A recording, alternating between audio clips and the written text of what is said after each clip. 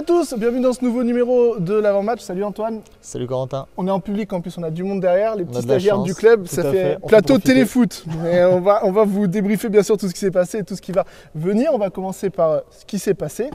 La victoire à Nancy, victoire de 4 buts au final. Il faisait un peu peur ce match quand même sur le papier. Alors, il faisait un peu peur parce qu'à l'aller, je pense qu'au match, on avait un peu le… Dernière équipe qui nous avait battus. Dernière équipe qui nous avait battus, en Pro League évidemment, mais en tout cas, effectivement, je pense qu'il y avait un peu la peur du match aller où on a fait des erreurs qu'on n'avait pas envie de reproduire forcément sur un match qui était important parce que là, c'était une reprise après une longue période une longue trêve avec ce championnat du monde.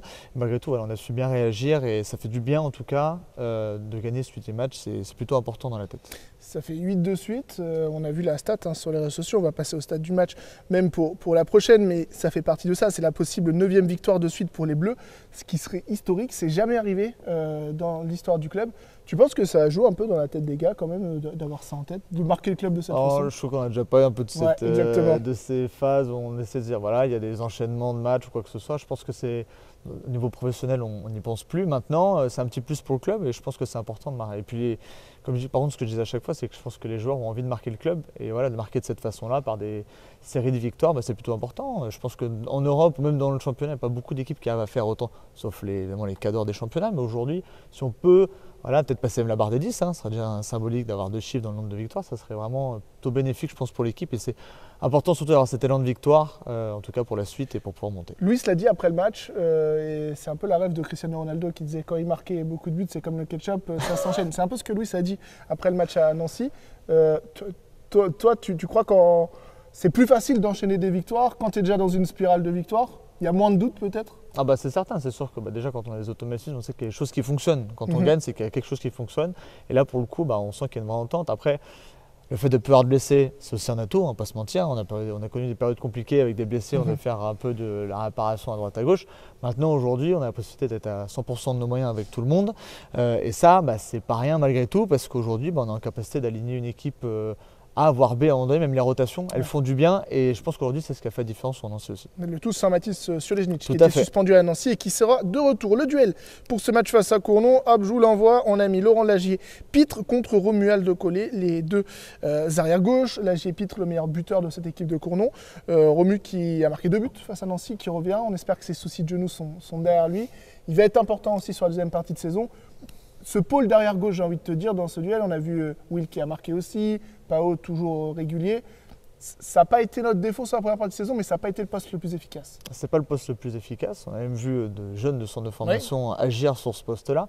Après, si on parle du duel, aujourd'hui, Romuald Collet, je pense qu'il revient tranquillement. On sait qu'il y avait des soucis, mais ça commence un peu à être un ancien, un peu à l'image de Laurent Lagier-Pitre, qui est un peu, on va dire, un baroudeur de Pro League, mais qui était un très bon joueur, qui reste encore. La preuve, c'est le meilleur buteur de son équipe. Et voilà, si on arrive à avoir un Collet qui arrive à être régulier, pas de perte de balle et qui est plutôt efficace dans son registre, donc soit dans les duels ou le tir de loin, je pense qu'il y a de quoi apporter à l'équipe. C'est un profil très différent de Pao aujourd'hui et il faut voir qu'on s'en serve pour, à mon sens, vraiment gagner des matchs un peu compliqués sur la fin de saison vu qu'il y a l'expérience. L'historique entre ces deux équipes, on les a joués deux fois, une fois en août 2023, c'était en Coupe de France, une fois au match aller bien sûr, 2 victoires pour les Septors, 30-36 lors de la Coupe de France, d'un but. C'était un match très compliqué, avec, je me souviens, Manuel Lima qui avait fait un money time très important pour l'équipe.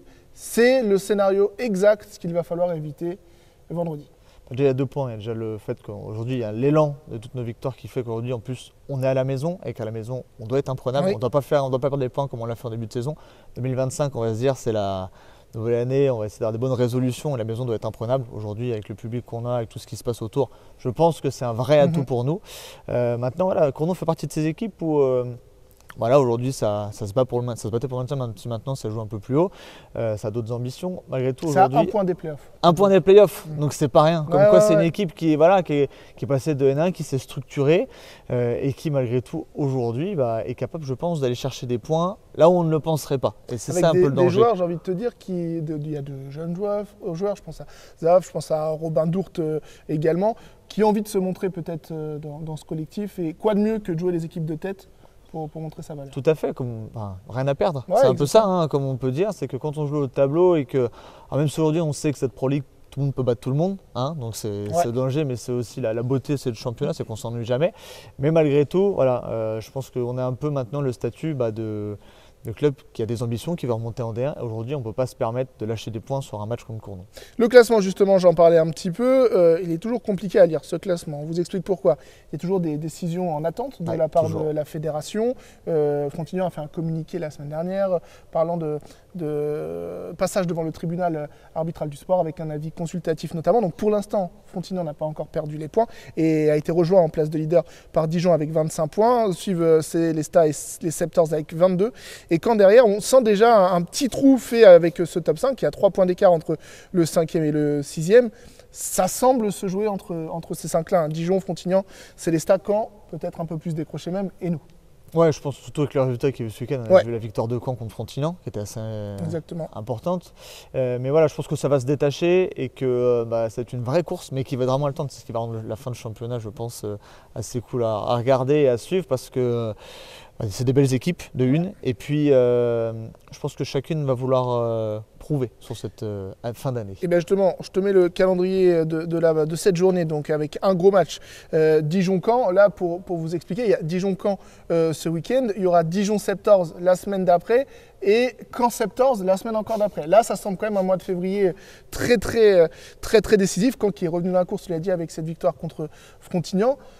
Est-ce que la question, on a vu que Dijon a été accroché pendant longtemps à Angers ce week-end, est-ce que les dynamiques de la fin de 2024 valent encore en 2025? On n'a pas encore de réponse.